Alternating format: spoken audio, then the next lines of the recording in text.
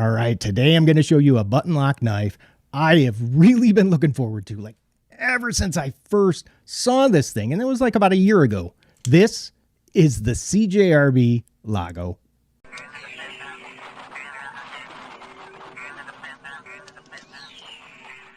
Up on the screen are going to be some specs. They're all measurements I went ahead and I took myself, but don't worry because I'll also have them listed for you, down in the description, along with those links to buy.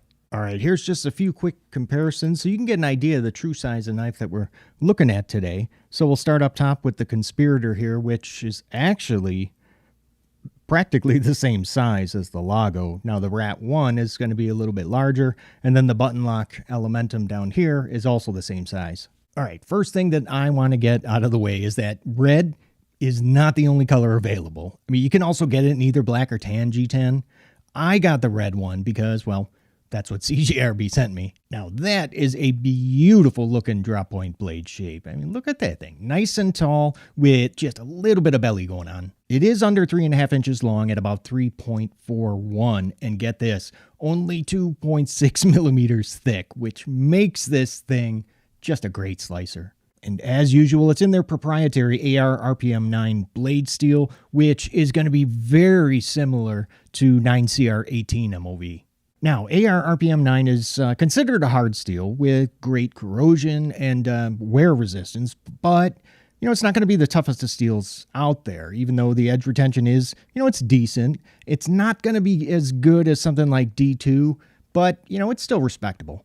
We do get a full-size choil, which, it should be big enough for even the chunkiest of fingers out there. It's a button lock, so of course this knife is just a lot of fun to fidget with, using either the thumb hole or the flipper.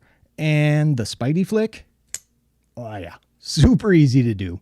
Even though you can hear the clicking, when I push the button, there isn't much resistance. I know it sounds like it's sticking, but really it isn't. The pivot bearings are ceramic, so the action, that action is just excellent, and it drops shut.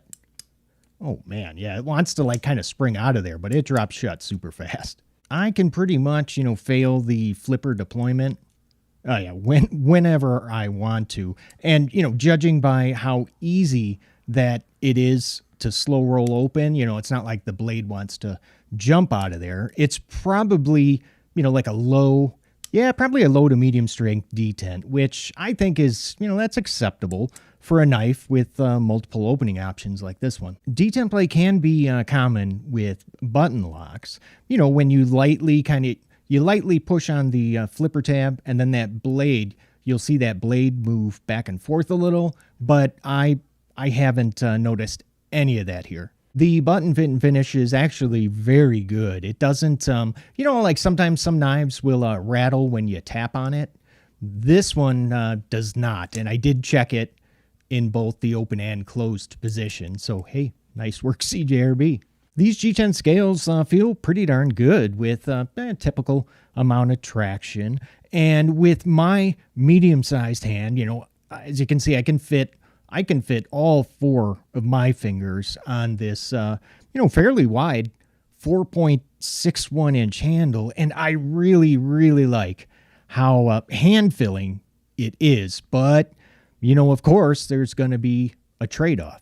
The closed width is under 1.5 inches at about 1.47. So this is going to, it is going to take up a little bit of room in pocket. And speaking of in pocket, we do get a nice 2-position deep carry clip that it does kind of look different from what we normally see on these CJRB knives. The screw holes are side by side and they're not stacked like we usually see on their stuff, like on this Krag, for example. And the only reason I bring it up is because if you ever want to switch out the pocket clip over here, the screw hole pattern is just not very common. We do get full steel liners inside that have been skeletonized in, in an effort to reduce that weight, which it is under 5 ounces at about 4.36. So what about this knife would I change, if I had my way? Ooh, that is a good question. I would, I would probably give it a smaller flipper tab, especially on a blade like this, which has less belly, for when you're cutting on a flat surface. But that's a minor issue.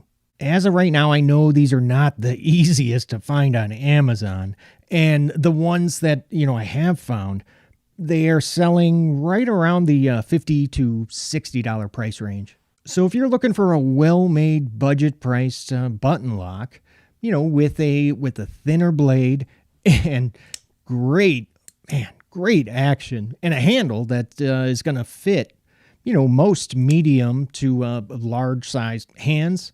Oh yeah, I totally recommend the Lago. Right now, there's a video up on the screen that I personally picked out for you to go ahead and watch next. And hey, if you haven't already, consider subscribing if you're looking for knife reviews. They get right to the point. All right, I gotta run, but hey, thanks so much for watching. I love you guys, and I'm gonna see you at the next video. Take care.